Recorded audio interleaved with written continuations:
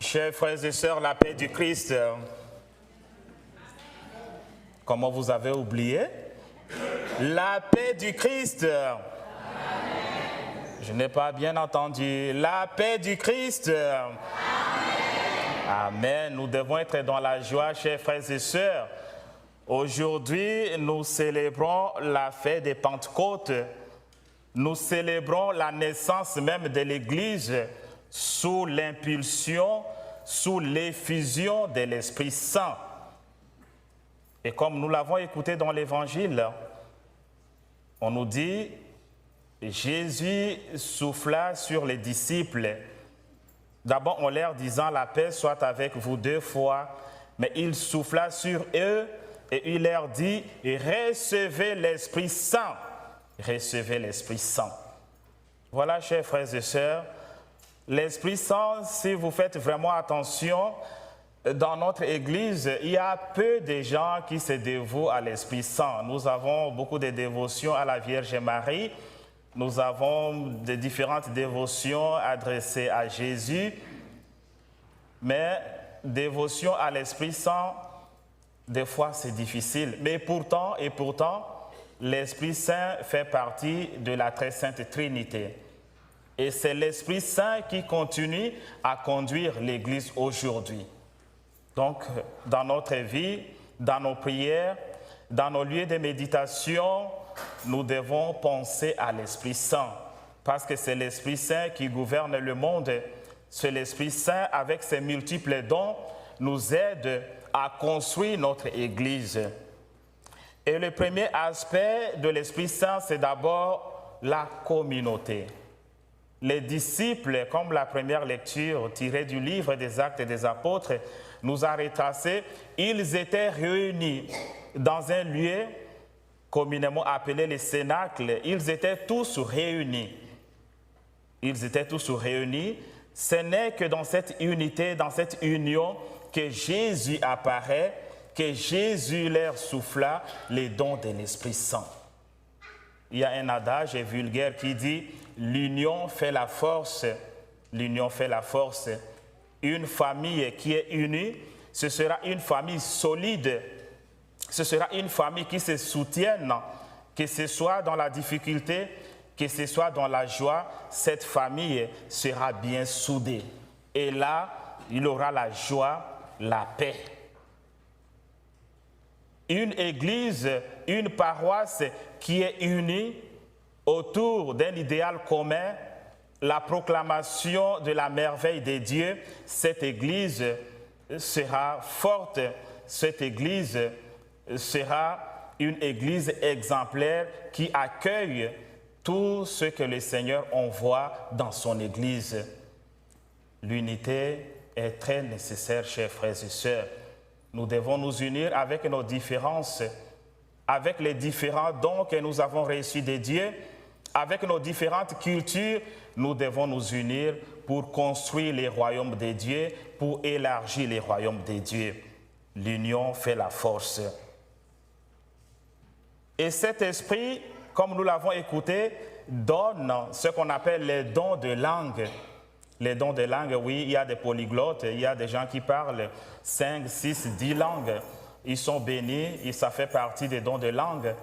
Mais les dons de langue dont parlent les Saintes Écritures, surtout sous l'impulsion de l'Esprit Saint, c'est quoi? C'est la paix, parler de la paix aux autres, parler de la joie, parler de la serviabilité, parler de la douceur, parler de la réconciliation, parler du pardon, parler un langage qui console. Voilà, c'est ça les dons de langue. Et chacun et chacune de nous, par son baptême, par sa confirmation, a reçu toutes ces potentialités pour être des bons missionnaires qui véhiculent la paix, la joie, la douceur, la serviabilité et puis l'entraide. Nous devons les faire, chers frères et sœurs, avec amour, parce que ce sont les dons que nous avons reçus gratuitement de la part de l'Esprit Saint. Et l'Esprit Saint, nous avons suivi encore une autre image, c'est un souffle comme le vent. Le vent, personne ne peut arrêter le vent. Et personne ne peut identifier, même les géologues, même ceux qui font la météo comme science, ne peut identifier avec exactitude où peut aller le vent, jusqu'où peut aller le vent. Le vent souffle là où il veut. Le vent souffle là où il veut. Ça, c'est une image aussi importante pour nous. L'Esprit Saint travaille partout, chers frères et sœurs. L'Esprit Saint travaille avec les chrétiens que nous sommes. L'Esprit Saint travaille avec les autres qui ne connaissent pas Dieu. L'Esprit Saint travaille partout. Mais ce qui est important, il ne faut pas attrister l'Esprit Saint. Comme nous le savons, le péché contre l'Esprit Saint est impardonnable. C'est-à-dire le refus de voir la merveille de Dieu s'accomplir par une association, par un frère ou une sœur, c'est une faute grave contre l'Esprit Saint. Tout simplement pour dire, nous ne devons pas être jaloux. Quand un frère, une sœur a une qualité, nous devons dire merci Seigneur pour ce don. Nous devons encourager ceux qui font du bien. Cela nous revient comme bénédiction. Et nous recevons encore de plus quand nous encourageons ceux qui font de mieux. Et un autre aspect, tous les dons que nous avons, ça vient de l'Esprit Saint. C'est-à-dire, comme on dit, l'Église est une et universelle dans sa diversité. Tous les différents dons, toutes les différentes initiatives qui concourent pour la contribution de l'Église sont bienvenues. Sont bienvenus. Bienvenus, ne me regarde pas beaucoup parce que ce n'est pas toi dont je parle. Merci beaucoup. Sont bienvenus dans l'Église. Nous avons les différentes associations, nous avons les différentes communautés, nous avons les mouvements de la jeunesse, nous avons la comité pour la gestion de la paroisse, les conseils pastoraux paroissiaux. Et les différents dons de l'Esprit Saint continueront encore à se manifester. Nous devons les accueillir avec foi. J'étais en train de blaguer avec celui qui nous a chanté les psaumes. C'est un jeune là, il ne se fait pas manifester, il est là. Je pense qu'il a moins de 15 ans. Je lui ai dit, tu vas faire une petite chorale des petits enfants. Les dons de l'Esprit Saint, mais ça va prendre du temps pour qu'ils puissent apprendre et faire cette chorale. Cette chorale est bienvenue parce que c'est le don de l'Esprit Saint dans l'Église. Toute initiative qui consiste à augmenter le nombre de peuples de Dieu, toute initiative qui consiste à construire l'Église dans la durabilité, toutes ces initiatives sont accueillies par l'Église parce que c'est le don de l'Esprit et personne ne peut éteindre cet élan de l'Église. Nous devons nous ouvrir aux autres, nous devons nous laisser conduire par l'Esprit Saint pour que l'Esprit Saint travaille, qu'il prenne place, parce que l'Esprit Saint travaille au-delà de nos calculs.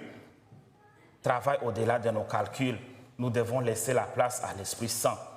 Et nous avons écouté encore, l'Esprit Saint travaille dans la diversité. Et ça, c'est la deuxième lecture, dans la diversité. Les apôtres qui étaient réunis, ils ne venaient pas tous de la même région. Si bien que nombreux étaient des Juifs, certains sont venus même du monde païen, du monde grec. Ça veut dire, mettons nos diversités au service de la communauté, au service de l'Église. Et notre Église, notre paroisse Saint-Jérôme est bénie parce que nous expérimentons cette diversité. Diversité de langues, diversité de cultures, diversité de vertus. Toutes ces diversités, c'est pour nous un trésor que nous devons conserver, que nous devons perpétuer dans le respect de l'autre, dans l'acceptation de l'autre tel qu'il est, parce que c'est le don de l'Esprit Saint. Chers frères et sœurs, nous allons prier. Comme le psaume nous a dit, nous allons prier pour que l'Esprit Saint renouvelle le monde, pour que l'Esprit Saint renouvelle l'Église, pour que l'Esprit Saint renouvelle nos communautés, nos familles, et que l'Esprit Saint renouvelle nos cœurs de façon que nos pensées, nos actions puissent refléter l'œuvre de l'Esprit Saint aujourd'hui, demain et pour les siècles des siècles.